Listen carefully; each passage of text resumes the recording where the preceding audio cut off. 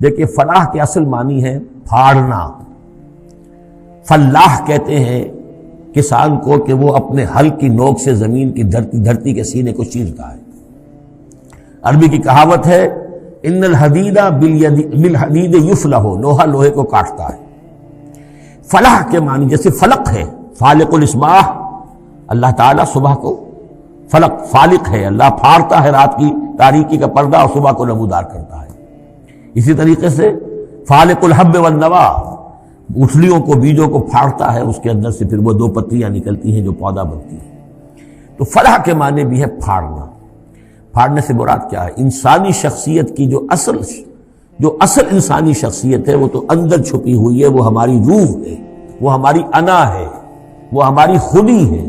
یہی در حقیقت اقبال کا فلسفہ خودی ہے. اور اسی کی بہترین تعبیر جو ہے آدرش، جو میں نے لفظ استعمال کیا تھا سورہ حج کے ضمن میں، ضعف الطالب والمطلوب. تو آئیڈیلز کا جو فلسفہ ہے اس کے حوالے سے ڈاکٹر رفیع الدین مرحوم و مغفور نے علامہ اقبال کی اس کے فلسفہ خودی کی بہترین تعبیر کی ہے. آئیڈیالوجی آف دی فیوچر ان کی مارکت الآراء کتاب ہے انگریزی زبان میں. تو افلح المومنون، گویا کہ میرا جو وجود ہے یہ گوشت ہے، یہ پوست ہے، ہڈیاں ہیں، یہ ہے، وہ ہے، تن و توش ہے، لیکن اس کے اندر میری ایک انا ہے، میری ایک شخصیت ہے. انا، یہ انا کیا ہے؟ میں کہتا ہوں میرا ہاتھ، وہ میں کون ہوں جس کا یہ ہاتھ ہے؟ میرا ہاتھ، میرا پاؤں، میری آنکھ، میرے کان، میرا سر، میرا یہ، میرا وہ، میرا جسم. بھائی وہ میں کون ہے؟ وہ پوزیس کرتا ہے اس کو. وہ میں، وہ انا، وہ ایک مخفی حقیقت ہے، اور اصل میں وہ روح ربانی جو میرے اندر پھونکی گئی ہے وہ ہے میری اصل حقیقت. لیکن یہ غلافوں میں لپیٹ دی گئی ہے، مادی غلاف ہے. ان مادی غلافوں کو پھاڑ کر اپنی روح کو برآمد کرنا، جیسے کہ گٹھلی پھٹتی ہے تو دو پتے نکلتے ہیں تو آم کا درخت شروع ہوتا ہے. ان مادی غلافوں کو پھاڑ کر اپنی اصل حقیقت، اپنی اصل انا کو برآمد کر کے تقویت دینا، یہ ہے فلاح. قد افلح، بہترین ترجمہ کیا ہے یہاں پر لفظ کے قریب ترین ہونے کے اعتبار سے. میرے سامنے اس وقت یہ ہے حضرت شیخ الہند رحمۃ اللہ علیہ کا، اور شیخ الہند رحمۃ اللہ علیہ مولانا محمود الحسن صاحب کا کہنا یہ ہے کہ میں نے تو موضح القرآن میں جو ترجمہ شاہ عبد القادر دہلوی رحمۃ اللہ علیہ کا تھا وہی اختیار کیا ہے. کام نکال لے گئے اہل ایمان، قد افلح المومنون، کام نکال لے گئے اہل ایمان. جیسے کہ خزانہ ہو، خزانہ کھودیں گے تو نکالیں گے نا. تمہارے اندر ایک خزانہ ہے، دم چیست پیامیست، شنیدی نہ شنیدی، در خاک تو یک جلوہ آمیخت ندیدی، دیدن دیگر آمیز شنیدن دیگر آمیز. تمہارے اندر نور بھی ہے نور تجلی بھی اسی خاک میں پنہا، غافل تو نرا صاحب ادراک نہیں ہے. تم حیوان ہی حیوان نہیں ہو، اس میں روح ملکوتی بھی ہے، لیکن تمہاری ساری توجہ اسی حیوانی وجود پر ہے. وہ روح جو ہے وہ تو تمہارے وجود کے اندر مر کر دفن ہو چکی ہے. تم چلتا پھرتا مقبرہ بن چکے ہو، تم زندہ نہیں ہو، مردہ ہو.